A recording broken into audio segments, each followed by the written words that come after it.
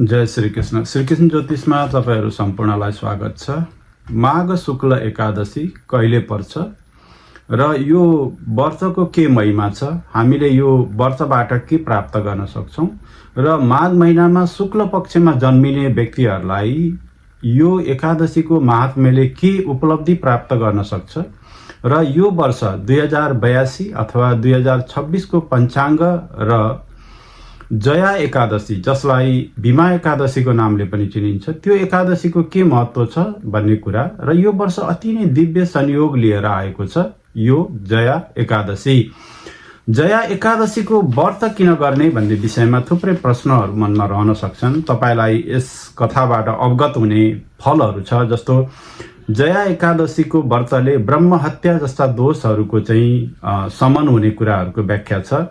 स्वर्गबाट पतन भएर नरकीय जीवन बिताइरहेका, विभिन्न असफलताहरूले घेरिएका, वैवाहिक सम्बन्धहरूमा सम्बन्ध विच्छेदहरू भएका, प्रेम वियोगहरू भएका, दाम्पत्य जीवनमा विभिन्न खाले चाहिँ अप्ठ्यारा परिवेशहरू झेलिरहेका व्यक्तिहरूलाई यसले एउटा चाहिँ दिव्य संयोग दिन सक्छ। त्यस्तै गरी स्वर्गबाट झरेर नरकको जीवन बिताउनु भनेको विभिन्न पावर एन्ड पोजिसनहरूबाट झरेर विभिन्न अप्ठ्यारा परिवेशहरू बिताइरहेकाहरूको लागि पनि यो एकादशी अति नै दिव्य बन्न सक्छ। त्यस्तै गरी मोह र अनुराग, अनुकम्पा, प्रेमको चाहिँ एउटा लत बसेको व्यक्तिहरूलाई पनि ती लतहरूबाट सजिलो परिवेशमा जानको लागि यो एकादशीले महत्त्वपूर्ण भूमिका प्रदान गर्नेछ। र यसमा भनेको प्रेत योनि, प्रेत योनि भनेको अलि अप्ठ्यारो विषयवस्तु हो, जस्तो चाहिँ शास्त्रहरूमा जे कुराहरू वर्जित छन्, जस्तो मांस, मदिरा अथवा चाहिँ विभिन्न खाले चाहिँ कलियुगका चिजबिजहरूमा चाहिँ कार्यहरूमा धेरै नै प्रताडित पीडाहरू प्राप्त हुनुलाई प्रेत योनिको संज्ञा दिएको छ र हिमालय क्षेत्रको भ्रमण भनिएको छ। यो विभिन्न कुराहरू म कथामा व्यक्त गर्दै जाउँला र जसले यो एकादशीको कथा पढ्छ या अरूलाई सुनाउँछ, यो कथाको फल चाहिँ के छ भने अग्नि अष्टहोम यज्ञको फल प्राप्त हुन्छ। यो अति नै महत्त्वपूर्ण कुरा रह्यो।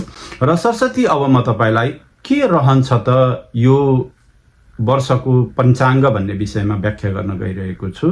अस्ट्रेलियामा रहने हुनेहरूको लागि यो 28 जनवरी 2026 को दिन सायंकाल 10:05 मा एकादशी तिथिको प्रारम्भ हुन्छ 28 जनवरी को दिन र 29 जनवरी को दिन 7:25 PM सम्म एकादशी तिथि रहन्छ र सूर्योदय लिएर उठ्ने तिथि भनेको 29 जनवरी 2026 को दिन परेकोले यस दिन सम्पूर्णले जया एकादशी अस्ट्रेलियामा रहने हुनेहरूले मनाउनेछन् र त्यो दिन गुरुबार पर्नेछ। गुरुबारे एकादशी अति नै दिव्य एकादशी हो, यो कुरा बुझ्दै जानु होला। र रोहिणी नक्षत्रमा चन्द्रमाको सञ्चालन रहन्छ अस्ट्रेलियामा रहने हुनेहरूको लागि। रोहिणी नक्षत्र अथवा चाहिँ रोहिणी व्रत गर्नेहरूको लागि पनि यो अति नै दिव्य संयोग पर्न गएको छ। र त्यो दिनको योग भनेको ऐन्द्र योग रहन्छ। स्वाति नक्षत्र अति नै प्रभावी रहन्छन् त्यो दिन। र त्यो दिनको करण भनेको बिहान 8:46 सम्म वणिज करण रहन्छ भने त्यसभन्दा पछाडि 12 घण्टाको लागि भद्रा करण सुरु हुन्छ। भद्रा पृथ्वीमा नपर्ने भएकोले खासै आत्तिनु पर्दैन। र नेपालमा रहने हुनेहरूको लागि पनि यो पञ्चाङ्गको कुरा गरिदिन्छु म। तिथि प्रारम्भको हिसाबले 4:55 14 माघको दिन हुन्छ। दिवा समयमा 14 माघको दिन 4:55 दिवा समयमा चाहिँ एकादशी तिथि प्रारम्भ हुन्छ, जुन चाहिँ भोलिपल्ट माघ 15 गते 2:13 सम्म माघ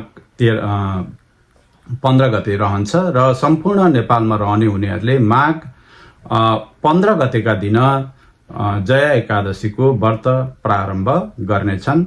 बारको हिसाबले गुरुबार नै पर्नेछ। नक्षत्रको हिसाबले रोहिणी नक्षत्र, जुन चाहिँ बिहान 7:48 मा समापन हुनेछ। रोहिणी व्रत गर्नेहरूले बिहानै यो प्रारम्भ गर्न सक्नुहुनेछ। ऐन्द्र योग नै पर्दछ नेपालमा रहने हुनेहरूको लागि। स्वाति नक्षत्रमा यदि तपाईको चन्द्रमा छ या विभिन्न ग्रहहरू छन् भने पनि तपाईलाई यो एकादशीको व्रत अति नै महत्त्वपूर्ण हुन जान्छ। र त्यो दिनको करण भनेको भद्रा करण हो, जुन चाहिँ 2:13 3 सेकेन्डसम्म रहन्छ। तपाईँहरूले नेपालमा रहने हुनेहरूले यो भद्राभरि चाहिँ विभिन्न पूजापाठहरू गर्नुभन्दा पनि सन्ध्याकालमा भगवान् श्री हरिनारायणको पूजा गर्नु नै बेस्ट रहन्छ। र यो कथामा व्याख्या गरिएको अनुसार सारांशमा के छ भने जया एकादशीको चाहिँ वन्दना गर्नु र भगवान् श्रीकृष्णको पूजा गर्नु भनेर चाहिँ यसमा व्याख्या गरिएको छ। र यस कारणले गर्दा त्यो दिन द्वादश अक्षरी मन्त्र, भगवान् श्री हरिनारायणको चाहिँ पूजा वन्दना साथसाथै भगवान् श्रीकृष्णको पूजा विशेष यसमा इङ्कित गरिएको छ रोहिणी नक्षत्र परेकोले।